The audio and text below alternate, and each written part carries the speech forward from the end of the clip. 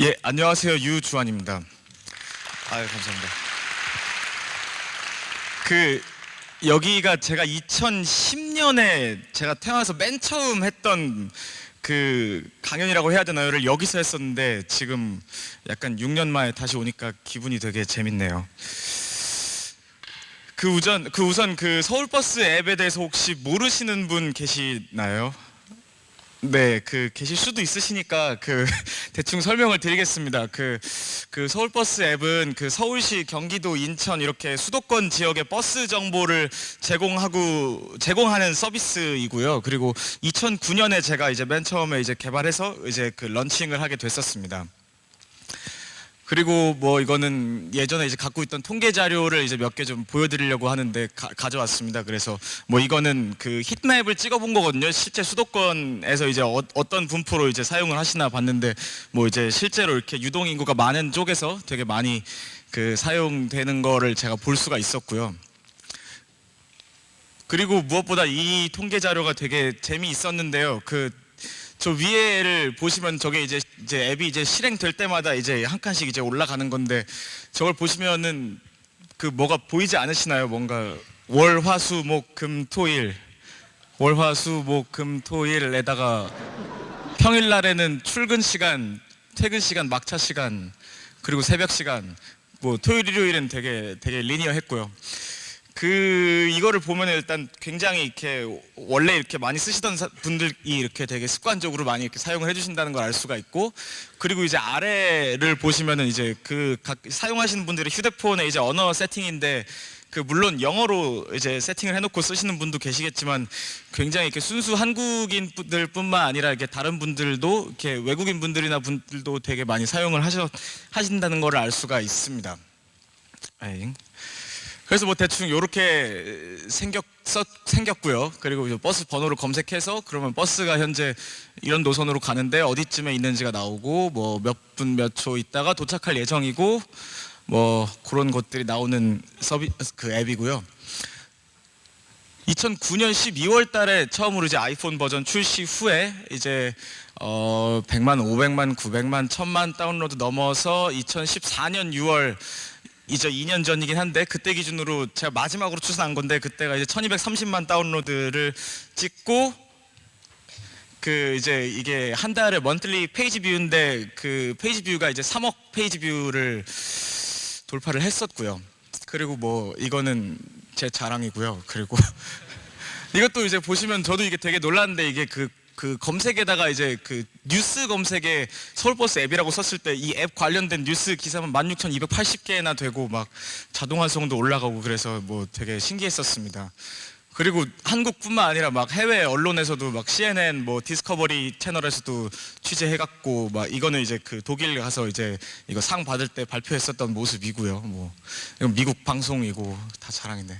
그리고 이건 구글 이벤트 가서 이제 발표했었던 자료고요. 그리고 나서 이제 아까 자료가 다 2014년에 머물러 있었는데 그게 이제 왜냐하면은 2014년 9월 16일인가 짜로 이제 저희는 이제 회사를 이제 다음 카카오 쪽으로 이제 팔고 그러니까 인수를 시키고 그리고 이제 현재 최근에는 이제 카카오버스로 이름을 변경을 해서 5월 1일부터 지금 서비스 중인 걸로 제가 알고 있습니다. 그래서 제가 이전 거에 데이터밖에 없어서요. 예. 그러면 이제 제가 서울버스를 어떻게 만들게 됐는지에 대해서 일단 처음부터 설명을 좀 드리도록 하겠습니다. 혹시 제 강연 2번째 이상이신 분 계시나요? 안 계시는군요. 다행입니다. 제가 맨날 이렇게 제가 어떻게 하다가 이걸 만들게 됐는지를 설명을 드리는데 이게 다소 중복일 수도 있는 내용이라서 아이고. 혹시 이렇게 생긴 프로그램을 보신 적이 있으신가요? 이게 굉장히 옛날에 많이 사용되던 프로그램인데 나무 웹 에디터라는 프로그램인데 혹시 저게 이제 뭐냐면은 옛날에 아래 한글 워드처럼 한글처럼 이렇게 위지윅으로 뭐 표 그리고 이미지 넣고 이렇게 해서 세이브를 하면 이제 HTML 파일로 심플한 이제 사이트를 이제 만들게 도와주는 그런 프로그램인데요. 제가 이걸 왜 갖고 나왔냐면은 예, 그러니까 이걸로 만들어진 사이트가 대충 이런 식의 사이트입니다. 되게 옛날 느낌의 약간 왼쪽에 메뉴 있고 막 이렇게 카운터가 없네요, 여기는. 하여튼 이런 건데 제가 이걸 왜 가지고 나왔냐면 제가 맨 처음에 이제 프로그래밍을 언제 어떻게 시작했느냐를 설명을 드리려고 갖고 나왔거든요. 제가 초등학교 3학년 때였는데 그때 이제 학교에서 학급 홈페이지 공모전이 있었어요. 그러니까 각 반에서 이제 홈페이지 한 개씩 만들어서 어느 반이 제일 홈페이지 잘 만들었나 뭐 이런 거 이제 하는 그런 대회였는데 저는 그때 이제 아마 학교의 의도는 그런 거였을 거예요. 이런 식으로 해서 그냥 학급 소개 그냥 간단히 이렇게 나오고 이런 전혀 액티브한 기능 없는 그런 거를 이제 만들라는 그런 의도였던 것 같은데 이제 저는 그때 하고 싶었던 게 그 반 친구들끼리만 쓸 수 있는 게시판을 만들면 재밌지 않을까 하는 그런 생각을 해서 이제 그걸 어떻게 만들까 하는 생각을 막 했었거든요. 근데 제가 뭐 그 당시에 막 프로그램이라는 게 있는지도 잘 모르고 있던 그런 때여가지고 일단은 이 프로그램에서 어떻게 하면 그 게시판을 넣을 수 있냐 이런 거부터 찾아봤었죠. 근데 여긴 안 나오더라고요. 그래서 이제 서점에 가서 이제 책을 막 좀 보는데 거기 보니까 뭐지 그 쇼핑몰 만들기 책이 있더라고요. 근데 거기 보면 이제 게시판도 있고 회원 관리도 있고 그래서 아 이거대로 해봐야겠다 하고 가져와서 이거대로 해보다가 결국에는 그거대로는 못하고 그냥 반 소개하는 홈페이지로 만들어서 내서 상을 받았던 적이 있는데요. 이제 그때부터 제가 이제 컴퓨터 프로그래밍이라는 게 있구나라는 걸 알았고 그때부터 뭔가 이것저것 일단 처음에는 이제 웹사이트 만드는 걸로 관심을 들이기 시작해서 이제 PC 프로그램 만드는 쪽으로 이제 돌려서 이것저것 만들어 보게 됐습니다. 그래서 이제 그때부터 뭔가 이것저것 만들어 봤었는데요.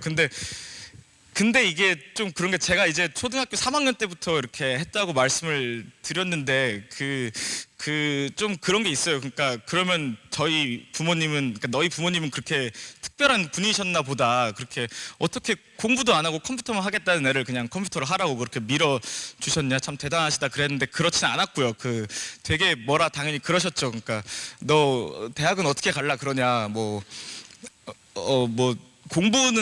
공부를 해야 되지 않느냐 하면서 학원도 막 계속 다니게 하려 하시고 막 학교 성적은 그게 뭐냐 막 계속 그러셨는데 저는 그래서 이제 부모님 이제 눈을 피해서 계속 이것저것 만들었었죠. 이게 실제로 밤에 약간 몰래 프로그래밍 하고 아침에 학교 가서 자고 그랬었습니다. 이게 부모님 안 계실 때 이제 약간 코딩을 했죠. 이게 믿으세요. 네, 그래서 이제 그럼 제가 그러면 어떻게 그걸 집에서 공부를 했느냐 할 수 있는데 책 보고 공부했느냐 아니면 학원을 다녔느냐. 학원은 당연히 아니겠죠. 제가 부모님이 그렇게 엄청나게 응원해 주시진 않았었으니까요. 근데 그때 제가 이제 인터넷에서 이제 요것저것 이제 찾다 보니까 굉장히 잘 나오더라고요. 그래서 순전히 인터넷으로만 공부를 했거든요. 특히나 초기에는 이제 국내 검색 엔진도 많이 썼는데 최근까지도 굉장히 잘 쓰고 있는 게 일단 이 구글인데 요즘 약간 갓글이라 그러죠. 그러니까 뭐라도 쓰면은 다 모르는 걸 다 알려주기 때문에 어떻게 키워드만 넣으면 되는지만 알면 이제 궁금한 걸 다 알아낼 수 있으니까요. 그래서 구글 통해서 검색을 하고 그리고 아이폰용 앱 만들겠다 하면 이제 애플에서 만든 문서 그 당시에는 플래시 앱을 만들겠다 하면 어도비에서 나온 문서 이런 거 이제 보고 작업을 했었죠. 그러다 보니까 제가 공부는 안 했는데 이제 이게 공부를 안 한 게 이게 전 공부가 재미없어서 안 한 거거든요. 근데 약간 이런 문서들은 다 영어로 돼 있으니까 영어는 어쩔 수 없이 약간 사전 찾아가면서 하다 보니까 좀 문법적인 건 안 좋아도 그래도 좀 이렇게는 되는 것 같더라고요. 그리고 제가 나중 와서 보니까 이런 인터넷에서 문서를 찾아가지고 보는 게 책으로 보는 것보다 훨씬 더 저는 좋게 느껴졌던 게 이제 특히 약간 IT 쪽 보면은 언어라든가 이런 플랫폼 같은 거 굉장히 빨리 없어지고 생겨난 것도 무슨 한 6개월에 한 번씩 버전 메이저 버전 1씩 올라가고 특히 혹시 노드.js 아시는 분 계시나요? 저게 최근에 보는 버전이 엄청 올라가더라고요. 근데 중요한 게 말씀드릴 게 뭐냐면은 그런 식으로 새로 없어지고 생겨나고 버전이 올라가고 그러는데 그거가 기본적으로 일단 영어로 쟤네가 공식 문서가 일단 나오고 나서 한 3, 4개월 있다가 영어로 된 책이 나올 거고요. 그러면 이제 3, 4개월 있다가 그게 이제 번역본이 나오겠죠. 그러면 책을 보면 기본적으로 3에서 한 6, 7개월은 늦은 거를 약간 보게 되는 게 아닌가 하는 그런 생각이 있었습니다. 저는 일단 저런 식을 사용해서 이제 공부를 했었고요. 공부 얘기하면 좀 그렇고 제가 그럼 결국 뭘 만들었었는지를 좀 그냥 기억에 나는 거를 설명을 좀 드리고 싶습니다. 일단 그 다음에 만들었던 거 중에 기억이 나는 게 그 중학교 1학년 때였습니다. 그 요즘은 어떤지 모르겠는데 그 약간 분단으로 이렇게 자리를 앉잖아요. 1분단, 2분단, 3분단 짝꿍으로 이렇게 자리를 이렇게 앉는데, 이 자리를 이제 담임 선생님이 이제 배정을 해주세요. 그러니까 매주 월요일 날 아침에 학교를 가면은 이제 교탁 위에 이렇게 선생님이 이렇게 인쇄를 해 놓으시죠. 그러면 그거대로 자리 옮겨 앉아서 이제 월요일 날부터 이제 수업 듣고 그랬었는데, 이제 저는 이제 그게 과연 이제 이게 랜덤인가의 의문을 갖고, 그 선생님께서는 이걸 임의로 한 거다 그러셨는데, 제가 선생님 그러면은 제가 이거를 실제 랜덤으로 만들어주는 프로그램 만들어 드리면 쓰시겠습니까? 그래서 아, 있으면 당연히 쓰지 그러셔서 제가 이제 그때부터 그거를 만들기 시작을 했죠. 그래서 이제 그거를 만들었는데, 일단 랜덤하게 이렇게 자리를, 그러니까 뭐 학급 학생들 이름 리스트 집어넣고 뭐 자리 배정 누르면 이제 랜덤하게 나와서 인쇄까지 해주는 걸 만들었는데, 이제 그거를 선생님께 가져다 드렸더니 선생님께서 하신 말씀이, 아, 이거 다 좋은데 여기에 기능 한 개만 넣어달라 그러시더라고요. 그러니까 선생님이 이렇게 학생 둘의 페어를 집어 넣으실 거래요. 그럼 그 둘은 절대 붙지 않게 약간 그런 세팅을 할 수 있는 기능을 넣어달라 그러시더라고요. 그리고 또 선생님이 이제 특정 2명을 또 따로 이렇게 지정을 하면은 이 둘은 무조건 붙을 수 있게. 그래서 제가 알겠다 그러고 이제 집에 와서 곰곰이 생각을 해보니까, 이게 선생님이 둘을 붙이거나 무조건 떨어뜨릴 수 있으면은 그러면 그걸 만든 원작자인 저도 할 수 있는 거잖아요.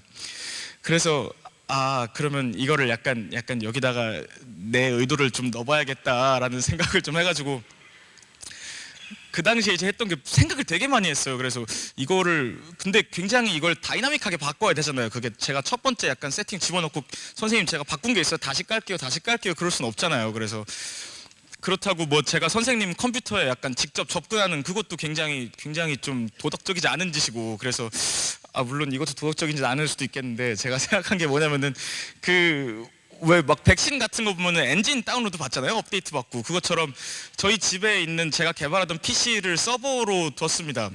그래서 선생님이 아침에 이제 월요일 아침에 프로그램 딱 켜시면은 이제 막 화면에 뜨진 않는데, 이제 몰래 이제 저희 컴퓨터 서버로 들어와서 이제 최신 이제 데이터베이스를 다운을 받고, 그리고 이제 그거는 이제 조용히 뒤에 숨겨놓고 선생님이 추가하신 룰에다가 제 룰을 얹어서 이제 이렇게 뽑아내게 하는 그런 거를 했었죠.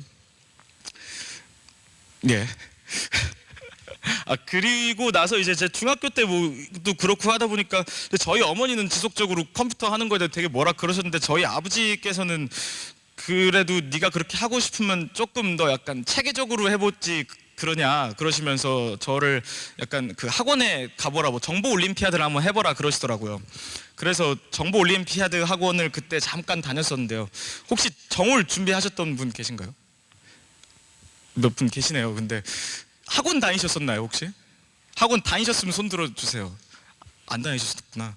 근데 하여튼 제가 정올 학원을 다녔었는데, 그 학원이 이제 어떤 구조가 되냐면은, 일단 들어가는 순간부터 일단 레벨 1부터, 그러니까 레벨 A반인가? A반부터 시작을 해요. 그래서 이제 A반, B반, C반, D반 이렇게 있는데, A, B반까지는 이제 그러니까 C, D반은 자기가 이제 각자 개인 랩탑을 가져와서 할 수가 있어요. 그런데 이제 A, B반은 이제 초급이니까 그렇지 않고 굉장히 약간 PC방 같은 구조예요. 그러니까 학원 딱 들어가면은 컴퓨터가 이렇게 약간 디귿자 모양으로 이렇게 있어서 가운데서 모든 컴퓨터 볼 수 있게 돼 있고, 각자 이제 문제지를 받아와서 의자에 앉아서 이제 그 문제를 풀다가 이제 밤늦게 이제 다시 집에 가는 그런 학원 구조인데, 문제들은 대충 이런 식입니다. 그러니까 뭐 주어진 데이터가 있을 때 이 데이터를 가지고 뭐 요래요래해서 이런 아웃풋을 내는 프로그램을 만들어라. 예를 들어서 뭐 도시들의 목록이랑 각 도시로 가는데 걸리는 소요 시간들이 쫙 뭐 몇백 개 도시가 주어졌을 때, 이제 뭐 도시 뭐에서 뭐까지 가는 최단 거리를 뭐 몇 초 안에 구하라, 뭐 이런 것들이거든요. 근데 결국에 저는 그런 문제를 이제 푸는데도 이제 흥미를 갖는다기보다는 결국에 그 내가 이 도시에서 저 도시까지 가는 최단 시간을 내가 왜 구해야 되지 하는 생각 때문에 별로 집중은 안 됐고요. 그래서 했던 게 뭐냐면은, 그 각자 이제 그 약간 공유된 컴퓨터들이잖아요. 그래서 이제 보통 개인 USB를 들고 가서 USB 꽂고 코드 짜다가 이제 코드 파일 USB에 저장하고 그거 뽑아서 저녁 먹고 와서 이제 제가 쓰던 컴퓨터 다시 앉으려 그러면 누가 앉아있으면 못 앉고 다른 거에 앉아서 또 꼽고 작업하고 그래야 되는데, 누가 제가 하던 컴퓨터에서 하는 게 너무 싫더라고요. 그래서 이제 프로그램을 짰죠. 그래서 제 USB를 꽂으면 이제 컴퓨터를 쓸 수 있는데 그거를 뽑으면 이제 못 쓰는 거예요. 그래가지고 그거를 만들어서 꽂고 이제 작업하다가 이제 밥 먹으러 가려고 딱 뽑아서 이제 갔다가 오니까 이제 선생님들이 굉장히 이렇게 험악한 표정으로 저한테 되게 이거 당장 지우라고 막 그랬던 적이 있는데, 예, 그랬죠. 그러고 나서 이제 제가 어느덧 거기서 이제 레벨 이제 C까지도 올라가고 해서 이제 제 랩탑 가지고 이제 공부를 하게 됐는데, 이제 레벨 어느 정도 올라가면은 이제 캠프를 참가를 할 수가 있어요. 그러니까 그 캠프가 뭐냐면은 이제 학교 다니면서 동시에 하는 거는 이게 한계가 있잖아요. 그 학교 시간 제외하고 학원에 있어야 되니까요. 그래서 캠프는 이제 방학 때 완전 집중적으로 무슨 수련원 같은 거 빌려서 자고 아침 9시에 일어나서 약간 강당 같은 데 가면은 약간 거기 랩탑 다 놓고 이제 서로 아침 9시에 땡 하면 문제가 딱 나와요. 그럼 이제 그 문제를 저녁 6시까지 푸는 거예요. 그래서 점심도 막 점심시간 정해져 있는데 그때 안 먹는 친구들도 있고, 그래서 딱 6시 땡 치면은 이제 그게 딱 닫히거든요. 그래서 그때부터 딱 채점이 들어가고, 그러고 이제 저녁을 먹고 오면은 이제 여기 스크린에 딱 뜨죠. 이제 1등, 2등, 3등, 4등, 5등 해갖고 그 상위권 몇 등은 이제 이제 자유 시간이 주어지고, 이제 나머지 밑에는 이제 그거를 100점을 말 때까지 다시 풀어야 되는 그런 게 있는데, 근데 저는 그때 거기서 역시 이제 문제 푸는 게 집중이 안 되더라고요. 근데 그 중에 문제 중에 이런 문제가 있었어요. 그 약간 그 무슨 랭리지라는 바이러스, 가상의 바이러스가 있다. 근데 이 바이러스는 요런 룰에 의해서 이렇게 전파가 되고 뭐 네트워크는 이렇게 생겼다. 그랬을 때 이게 모든 거를 다 감염시키는데 걸리는 시간이 얼마 걸리겠느냐, 뭐 이런 문제였던 것 같은데, 저는 딱 그거를 보고 생각이 딱 들었어요. 아, 내가 랭리지라는 바이러스를 만들어야겠다. 그래서 실제로 그거를 이제 아침 9시부터 열심히 투닥투닥 만들었어요. 그래서 한 오후쯤 됐나 이제 이걸 다 만들어서 이제 USB에 딱 심었죠. 그래서 옆에 같이 문제 풀던 친구한테, 나름 친한 친구였는데 그 친구한테, 야, 내가 랭리지를 만들었다. 그러니까 웃기지 말라는 거예요. 그래서 야, 너 내가 이거 네 컴퓨터 실험해봐도 되겠냐? 너 지금 문제 풀고 있는 거 날라가도 난 책임 안 진다. 해보라고 막 하더라고요. 무시를 하면서. 한다. 그래서 딱 꽂았죠.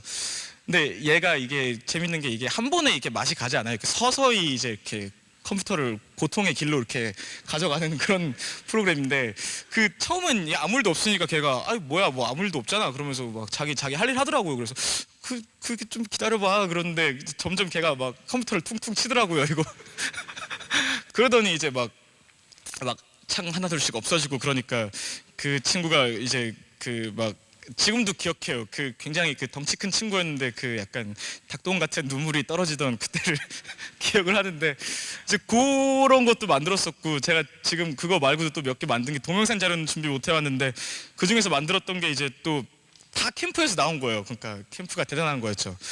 그러니까 이제 다들 문제를 푸는데 그냥 풀진 않았어요. 심심하니까 다들 노래 들으면서 랩탑에 이어폰 꽂고 노래 들으면서 하는데, 저는 이렇게 노래를 들으면서 또 다른 걸 하는데 그런 생각이 들더라고요. 뭔가 약간 노래가 동시에 들으면서 동시에 가사를 같이 보면은 어떨까 하는 생각이, 그 당시에는 그 알송이라든가 뭐 고모디오 이런 게 없었어요.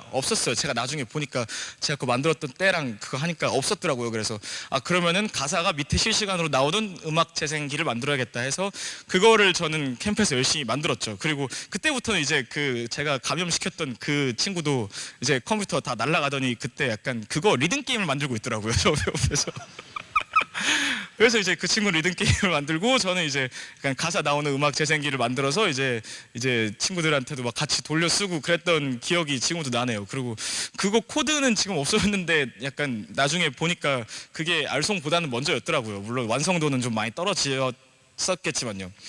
하여튼 저는 그러고 나서 이제 머지않아서 그 학원에 이제 다니기 위해서 부모님이 내신 돈이 얼마인지를 들었고, 이제 이 돈 내면서 이럴 거는 나는 그냥 이 학원 안 다닐게. 그냥 학원 끊어주세요. 어차피 나 여기서 배우는 것 같지가 않아요. 제가 그랬죠.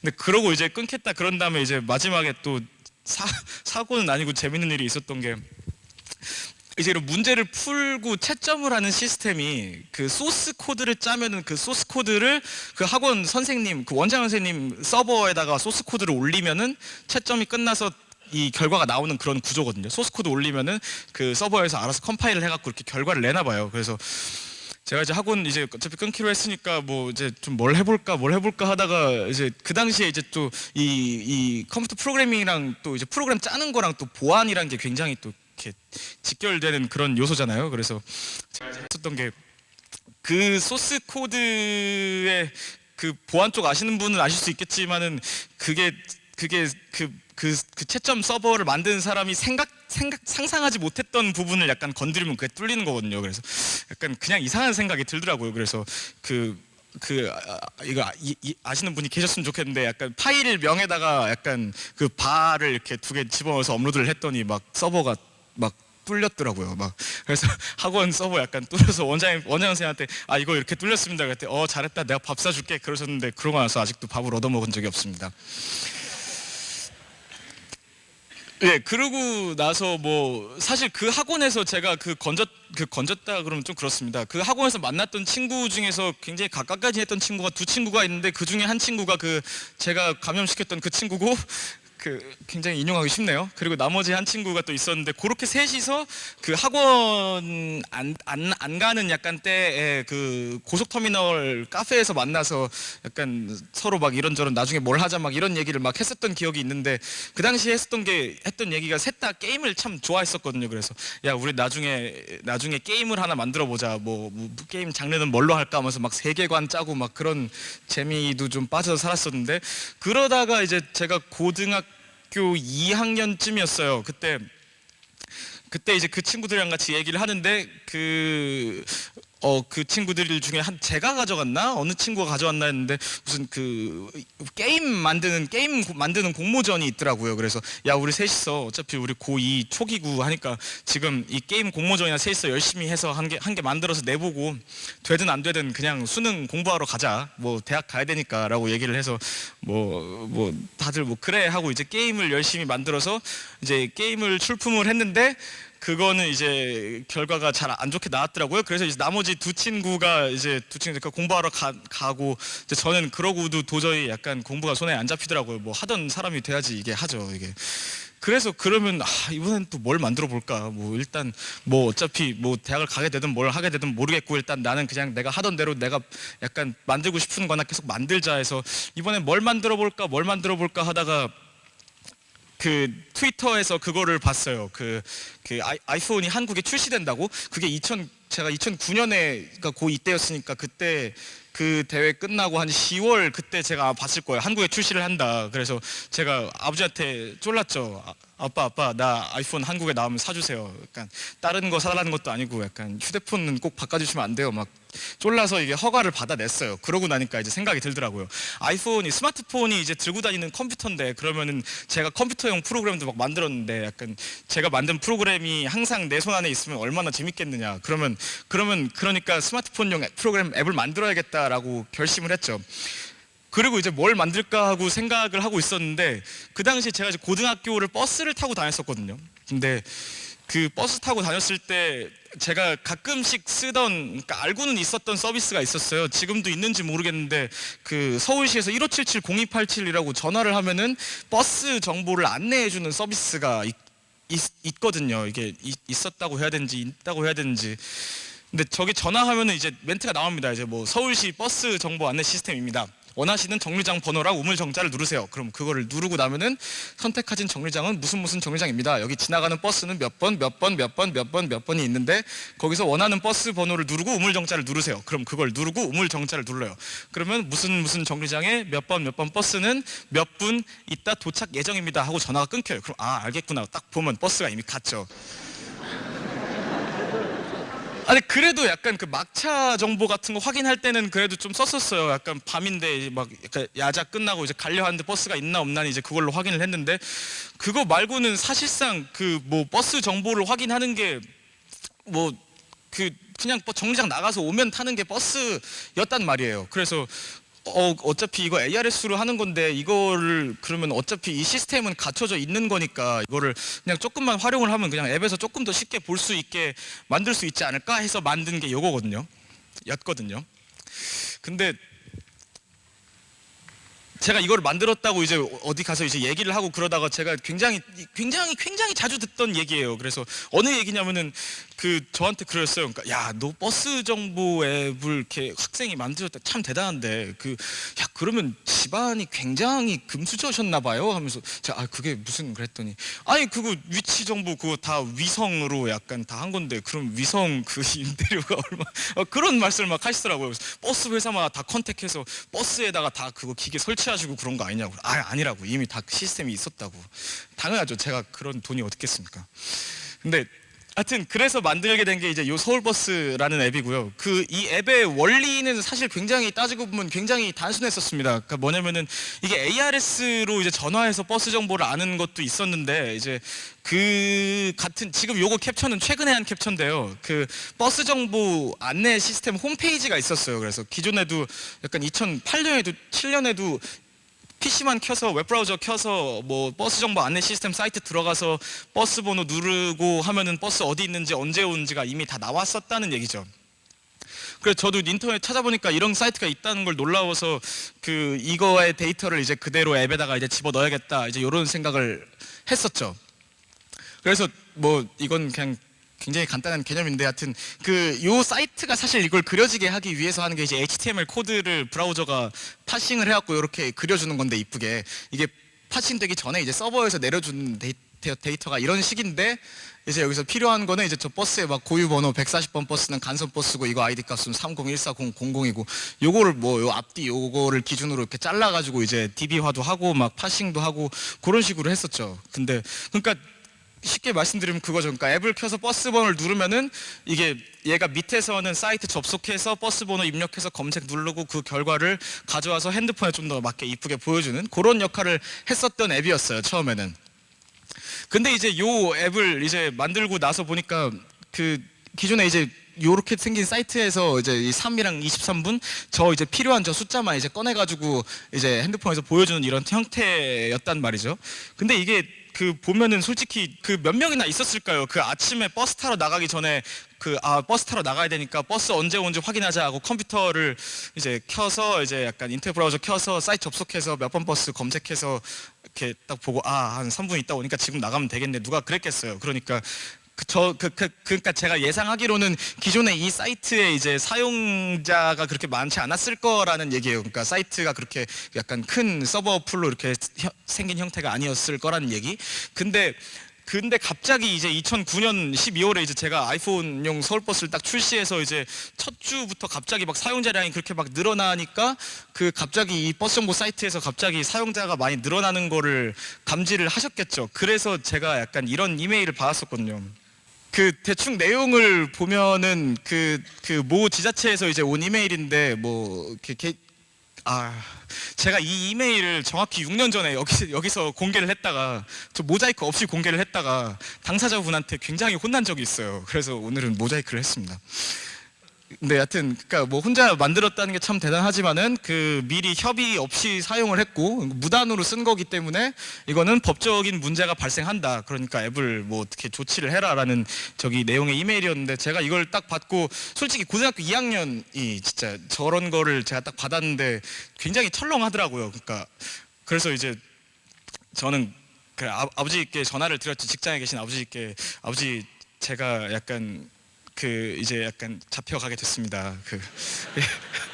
진짜 죄송합니다. 이게 빛도 못 보고 이렇게 되네요. 막 그랬는데, 그래서 일단 앱스토어에서 앱은 내렸는데 어떻게 될지 모르겠습니다 말씀을 드렸더니 아버지가 굉장히 뭐라 하시더라고요. 그걸 왜 앱스토어에서 내렸냐. 사실 버스 정보도 결국에는 우리 시민들이 낸 세금으로 만들어진 정보들이고 지금도 세금으로 운영되고 있는 정보인데 그거를 조금 더 쉽게 보게 만들었다고 그거를 약간 쳐넣겠다는 게 말이 되냐 막 이렇게 말씀을 하시면서 다시 올려라 그래서 다시 올렸거든요. 근데 다시 올렸는데 이제 이런 사태가 발생을 하더라고요. 다시 올리고 나서 얼마 있지 않아서예요. 이제 아예 차단이 돼버린 거죠. 혹시 이 차단됐던 이 시절에 혹시 서울버스 쓰고 계시던 분 계시나요 혹시? 예, 하여튼 그랬죠. 제가 이게 아침에 차단됐다 하더라고요. 6시쯤에. 저는 아무것도 모르고 이제 이날 평범하게 학교 가는 날이었으니까 학교에 가서 이제 평범하게 교실에 앉아서 평범하게 수업 시작해서 평범하게 책상 밑으로 아이폰을 켜서 이제 트위터를 확인을 했는데 저한테 막 메시지가 와 있더라고요. 지금 버스 정보가 안 나온다고. 무슨 일 생긴 거 아니냐고 막. 그래서 직접 해보니까 진짜 안 되는 거예요. 근데 제가 거기서 뭐 선생님한테 선생님 저 사업상 문제로 집에 가봐야겠습니다 이럴 수도 없고 그래서 그냥 그냥 가만히 있었죠. 근데 그러고 나서 이제 학교 끝나고 이제 집에 가서 이제 원인을 알아봤죠. 왜 안 되는가 하고 직접 브라우저로 접속도 해보고 이렇게 해봤는데 보니까 그게 아이폰에서 서울버스 앱에서 온 커넥션이면은 서버에서 아예 차단을 해버리게 만들어 놨더라고요. 그래서 아 이건 차단을 당한 거다. 근데 이거를 내가 어떻게 발표를 해야 되나 말아야 되나 공지사항에 올릴까 말까 하다가 그냥 가만히 있었습니다. 근데 가만히 있었더니 이게 알아서 잘 어떻게 해주셨더라고요. 이제 많은 이용자분들께서 막 그쪽 사이트에 민원 들어가서 진짜 저도 그때 봤는데 한 30페이지가 넘게 막 민원이 막 쌓여 들어가 있고 막 그러더니 그 이제 진짜 몇 시간 안 지나서 이제 막 이런 기사가 이제 뜨고 그 이제 차단된 앱을 다시 풀어라 이제 이런 기사가 이제 나오게 됐죠. 그러니까 거의 무슨 12시간 만에 차단됐게 풀린 이제 케이스가 됐고 이제 이때 이후로 굉장히 또 굉장히 재밌는 게 제가 희한하게 되게 타이밍을 되게 잘 잡았다고 생각을 하는 게 그러니까 제가 잡으려고 잡은 거 아니지만 이때 굉장히 비슷한 시기에 뭐 영국이나 뭐 호주 뭐 이런 다양한 그때 미국에서도 그렇고 그때 막 이제 막 정부가 갖고 있는 정보를 좀 더 개방을 해서 공개를 해서 좀 더 약간 더 나은 약간 가치를 창출할 수 있게 이런 식으로 가야 된다 이런 식의 얘기인 정부 2.0과 가버먼트 2.0을 해야 된다 이 얘기가 막 나오던 때였었거든요. 근데 마침 그때 한국에서 이런 일이 터져가지고 이제 저는 이제 그때부터 정부 2.0 행사에 이제 굉장히 많이 이제 다니게 됩니다. 그래서 이게 제가 맨 처음 갔었던 정부 2.0 관련 행사인데 2010년 1월 15일이죠. 그러니까 이제 앱 출시하고 한 달 정도 된 그때 이제 국회에서 거버먼트 2.0을 어떻게 추진할 것인가를 주제로 이제 그 있었던 토론회인데 그때 제가 가서 받았던 브로셔인데 그 브로셔의 첫 페이지 표지에 서울버스 앱 스크린샷 들어갔고 이걸 보면서 굉장히 기분이 오묘하더라고요. 그래서 하여튼 되게 좋았습니다. 근데 이때 이제 그 얘기가 지금 굉장히 어떻게 보면 저랑 약간 비슷할 수 있는 약간 또래 분들께서 많이 계신 것 같아서 말씀을 드리겠는데 이게 약간 정부 쪽 행사에서 편하게 오시라고 하면 편하게 가면 안 됩니다. 제가 이때 처음 가는 토론회니까 뭘 준비해 가야 되나요? 뭐 어떻게 해 가야 되나요? 하는데 그냥 평범한 토론회 자리니까 그냥 편하게 오시면 됩니다. 그러시더라고요. 그래서 아 편하게 가면 되나? 그래서 이제 편하게 갔는데 이게 편하게 가면 안 됐던 자리더라고요. 이게 참 부끄러운데. 그러니까 저는 실제로 이제 아침에 학교 있다가 낮 시간에 한 거니까 이제 점심 시간쯤에 이제 나가서 간 건데 그냥 학교에 입고 평소에 다니던 그대로 이제 입고 간 건데 근데 그리고 또 토론회 자리라서 이제 또 뭐 다 같이 저는 이렇게 둥글게 앉아서 토론을 하는 줄 알았는데 그게 아니라 이렇게 앞에 패널석이 있고 이렇게 관중석이 이렇게 있더라고요. 그리고 관객석이요. 그리고 이제 앉아가지고 이제 저희가 여기 있고 옆에 이제 막 다른 막 무슨 국회의원분 막 이렇게 앉아 계시는데 한 분씩 약간 발제를 하라는 거예요. 그래서 저 준비한 게 없는데 하는데 다들 막 무슨 PPT가 막 있어요. 그런데 아무것도 없고 그래서 그래도 어떻게 얘기를 잘 하고 제가 느꼈던 것들 이제 공유를 하는 그런 자리가 됐고요. 그때가 이제 정부 2.0 이제 해서 이제 공공정보 개방해야 된다 뭐 이런 얘기가 흘러가다가 정부 3.0 때도 이제 제가 그 행사를 가게 됐는데 이때도 이게 저한테 그 VIP 행사니까 그냥 적당히 편하게 오시라는 거예요. 그래서 적당히 편하게 해서 그냥 입고 갔는데 그게 약간 왜 이렇게 이게 안 돼? 이러고 갔었죠. 그러니까 이게 제가 그때 이후로 제가 진짜 편하게 입는 걸 참 안 좋아합니다. 그래서 항상 그냥 집 앞에 다닐 때도 구두 신고 다니고 그러는데 그쵸 이게 약간 여기 저는 VIP 행사라고 해서 VIP 행사가 뭘까 했는데 약간 여기 계시고 제가 여기 있고 여기 약간 국무총리분 앉아 계시고 여기 장관님들 쫙 계시고 여기 무슨 막 도지사님들 쫙 계시고 그런 자리였는데 저렇게 됐었습니다. 근데 하여튼 저런 이제 그 정부 3.0 행사를 가 이제 되고 뭐 이런 식으로 정부 2.0, 3.0 이런 이제 움직임들이 있고 나서 제가 여러 가지를 살펴봤는데 좀 그런 거는 이게 보시면은 서울버스 앱이 나온 지 꽤나 후인데 이제 뭐 서울특별시나 뭐 경기도 이쪽에서 직접 이제 버스 정보 앱을 이제 만들어서 이렇게 앱스토어에는 결국엔 다 올라오더라고요. 근데 저런 게 올라옴으로 인해서 저희 유저 수 증가 추이 그래프가 이렇게 있는데 이게 조금의 약간 미동도 없긴 했거든요. 근데 이런 거를 보면서 제가 느끼는 게 굳이 이거를 정보를 이렇게 할 바에야 이게 사실 서울버스 앱은 굉장히 최근에 오기까지도 그 정보를 공식적으로 이렇게 받지는 못했습니다. 그러니까 계속해서 홈페이지를 사이트를 파싱하는 방식을 끝까지 제가 이렇게 회사를 넘기는 그 순간까지도 홈페이지를 파싱하는 방식이었거든요. 이게 알고 보면 굉장히 놀라운 건데, 근데 이 방식이 때문에 진짜 이게 저희 앱에 이제 굉장한 기술이 점점 탑재되기 시작한 게 이게 홈페이지가 이게 쓸데없이 자꾸 이렇게 막 개편을 막 하더라고요. 막 조금씩 막 메뉴도 여기로 옮겨가고 막 아이콘도 바뀌고 이러면 이제 기존의 앱이 이제 무용지 못 쓰게 되는 거거든요. 기존의 서울버스가. 왜냐하면 그 데이터를 그대로 가지고 파싱을 했었으니까요. 근데 그래서 이 파싱을 그러면은 이거를 어떻게 조금 더 해야 되나. 근데 앱을 그러면 저희가 이제 홈페이지 바뀐 다음에 이제 앱을 다시 올릴 때까지 그 앱은 못 쓰게 되는 거잖아요. 그래서 그 전에 이제 뭐 바로바로 이렇게 업데이트를 꽂아줄 수 있는 뭐 무슨 이상한 엔진 시스템도 만들고 막 그랬었는데, 예, 근데 이걸 통해서 제가 말씀을 드리고 싶었던 거는 결국에 그러니까 이건 공공정보에 대한 건데 정보를 그렇게 막 그냥 가만히만 놔두면은, 그러니까 저 같은 그거를 써서 뭔가 하고 싶은 사람이 그냥 찾아서라도 약간 하잖아요. 근데 지금 약간 있는 저런 식은 이제 들어보니까 전문 용어로 무슨 자판기형 정부라고 하더라고요. 그러니까 미리 약간 이렇게 다 만들어놨으니까 필요한 사람 뽑아가세요라고. 근데 그건 좀 효율성이 좀 떨어지지 않나 뭐 이런 생각을 좀 했었고요. 그리고 이제 제가 조금 만들면 좀 아쉬웠던 것 중에 한 가지가 이제 특허 관련된 얘기인데요. 제가 이제 고2 때도 그렇고 한 고3 그때까지도 제가 특허가 이게 특허가 되나? 특허가 뭐지? 잘 몰랐었는데 이제 최근에 와서 굉장히 좀 아쉬웠던 것 중에 한 개입니다. 그러니까 이 화면에 대해서 이게 굉장한 특허가 될 수 있다고 어떤 변리사분이 말씀을 하시더라고요. 그러니까 뭐냐면은 여기 정류장 이 목록이 이렇게 있고 반대쪽에 이제 버스의 현재 위치가 이렇게 표시되는 이런 구조가 특허가 된다 하시더라고요. 근데 저는 이미 앱을 출시한 지 6개월이 지났기 때문에 특허를 못 낸다고 그러셨었는데, 이게 왜 중요하다고 그분이 말씀하셨냐면은 이걸 다 쓰고 있기 때문에요.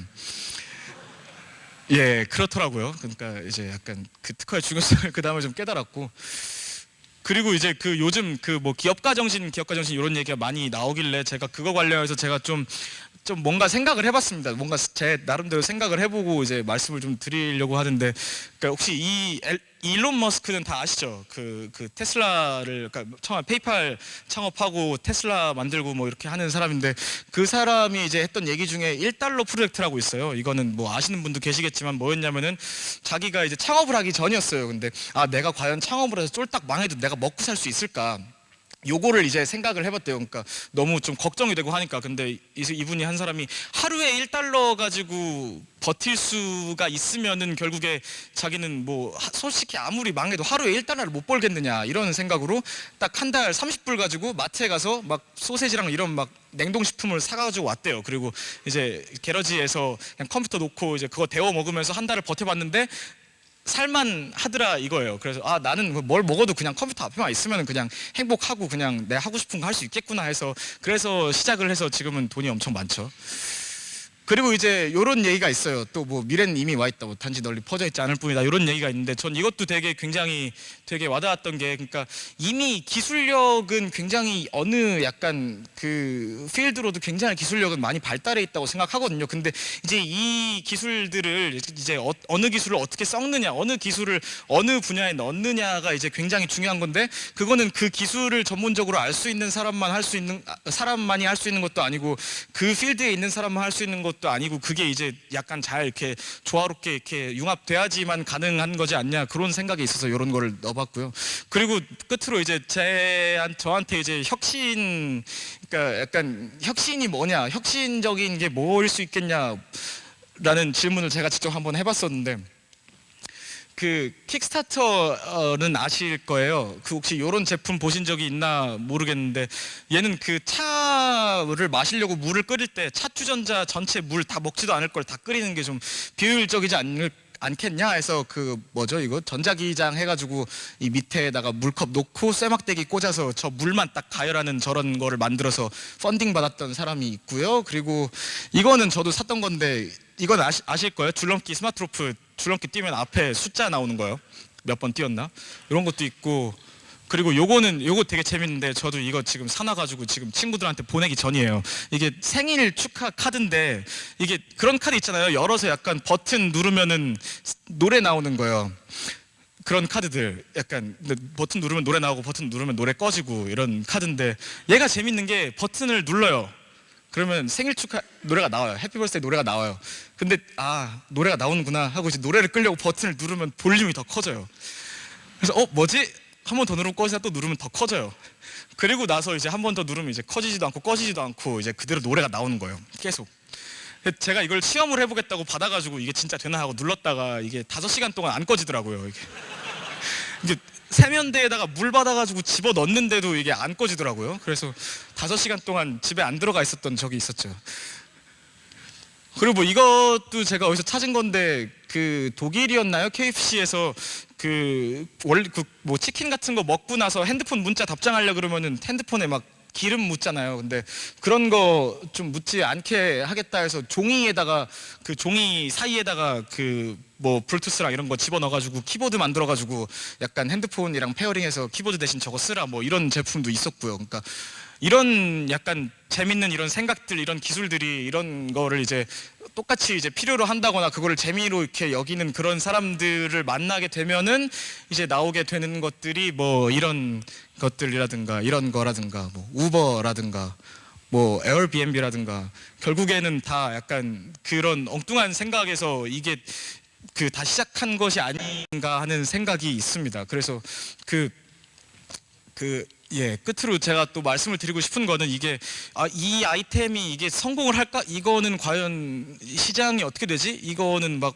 어떻게 하면 수익 창출은 어떻게 하면 수익이 생기고 어떻게 하는 게 수익 모델이고, 이거를 저는 따질 시간에 약간 빨리 뛰어드는 게 좋다고 생각을 해요. 왜냐면은 제가 들은 말 중에 그게 있어요. 다 들은 말들인데, 뭔가 좋은 아이디어가 있다고 생각을 하면은 동시에 전 세계에서 100명이 그 생각을 하고 있대요. 그리고 그 중에서 그거를 시도를 하는 거는 10명이고요. 그 중에서 그게 성공하는 건 2명 정도라고 하더라고요. 그러니까 중요한 거는 이거 정말 기발한 아이디어인데 뭐 언제 한번 해봐야겠다라고 하면 이미 10명은 하고 있다는 거죠, 그거를. 그래서 뭔가 약간 좀 용기를 갖고 이것저것 많이 해보는 게 중요하지 않나 싶습니다. 예.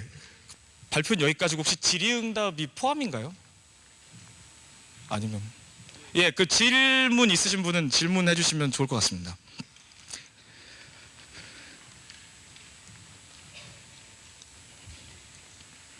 질문 있으십니까?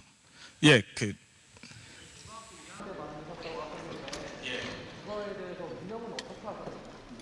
운영이라는 게 뭐 시간적인 걸 말씀하시는 건가요?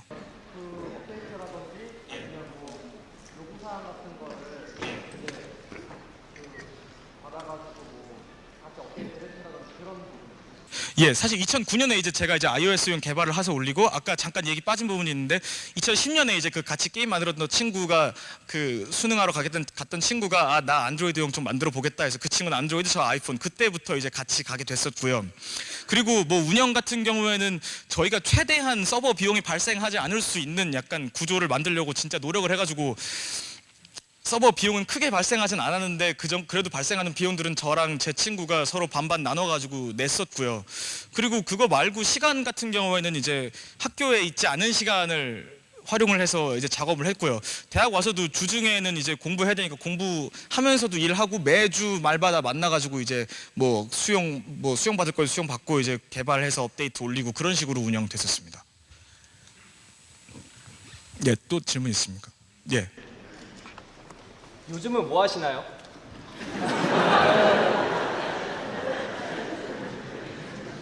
요즘에는 그냥 저냥 저기 그 뭔가 이것저것 또 다른 거를 시도해 보려고 하고 있습니다. 근데 이게 또 그런 게 있지 않습니까? 이게 소포머 신드롬이라고 하더라고요. 막 약간 처음에 뭔가를 해낸 사람은 그 다음 거는 무조건 망한다. 그리고 또 제가 생각하는 게 원래 100번 시도를 하면 99번 망하고 한 번 성공하는 거다, 이런 얘기가 있는 거라서 지금 99번 실패할 준비로 이것저것 많이 만들어 보고 있습니다. 네. 또 질문. 예.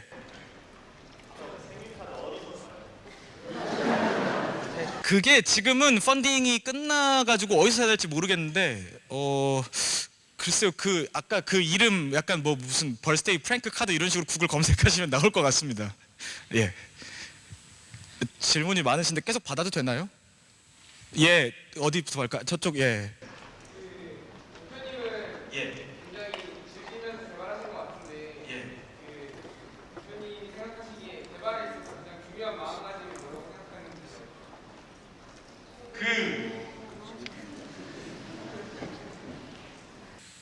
이게 어느 정도의 책임감은 중요한 것 같은데, 그게 너무 중압감이 돼갖고 약간 그거를 업으로 삼는 순간 좀 그래지는 것 같아요. 그러니까 뭔 뜻이냐면은, 제가 처음에 만들 때 너무나 만들고 싶고 제가 쓰려고 만들었고 너무 행복해, 만드는 게 행복하고 약간 직접 쓸 생각에 기분 좋고 그랬는데, 그걸 만들어서 잘 쓰고 있고 옆에서 이제 쓰시는 분들 보면 굉장히 기분 좋고, 그런데 이제 이메일이 막 와요. 이제 막 니깐 사람 때문에 내가 면접에 늦었다, 니 때문에 내가 뭐를 늦어서 어떻게 됐다 이놈아 하면서 막 욕을 막 보내세요. 근데 그런 거 이제 보고 막 문제점들을 이제 받아서 고치려고 하다 보면 이제 좀 약간 업이 되는 거죠. 그러면 이제 좀 가끔씩 스트레스 받을 때도 있고 하는데, 근데 그럴 때마다 좀 초심을 잃지 않고 하는 게 중요하지 않겠나 하는 생각을 좀 해봤습니다. 예. 또 질문 있으십니까? 예.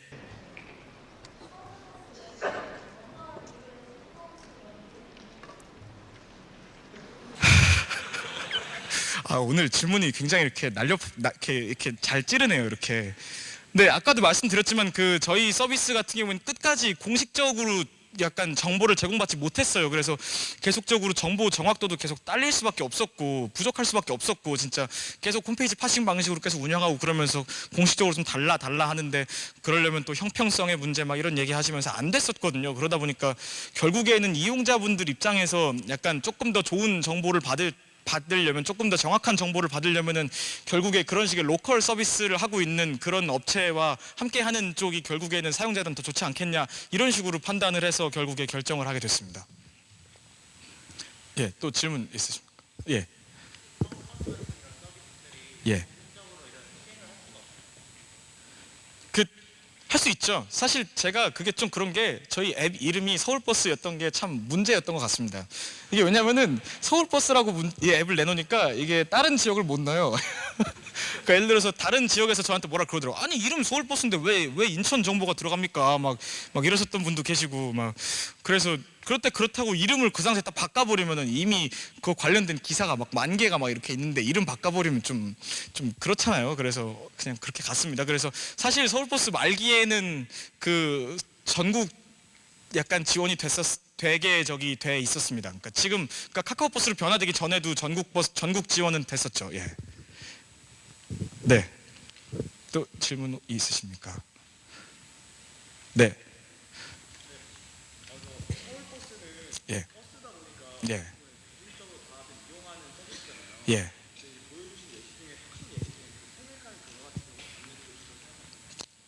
저는 뭘 해도 어쨌든 제가 재밌다고 느끼는 걸 하는 게 중요하다고 생각합니다. 그러니까 예를 들어서 저 버스 앱 같은 경우에는 의도했든 의도 안 했든 어쨌든 버스 타는 분들의 그 생활 양식을 전 바꿨다고 생각을 하거든요. 기존에는 이제 버스 타러 가는 게 그냥 버스 정류장 가서 그 버스가 오면 타는 그런 식이었었는데, 이제 어쨌든 버스 타러 가기 전에는 버스가 언제 오는지 알아야 되겠고 들어가 버린 거잖아요. 그러면서 조금 더 그 기다리는 시간을 조금 더 활용할 수 있게 됐고, 그런 식으로 뭔가 이렇게 변화를 줄 수 있는 거라면은 저는 그게 단기적이든 장기적이든 그거는 상관없지 않나, 뭐 그렇게 생각합니다. 결국에는 약간 도전하는 게 더 약간 이렇게 재밌는 거니까요. 예. 이렇게 질문을 더 받고 싶은데 아까 종료라 그러셔갖고 이쪽으로 나오셔서 따로 질문을 하시면 될 것 같습니다. 예, 들어주셔서 감사합니다.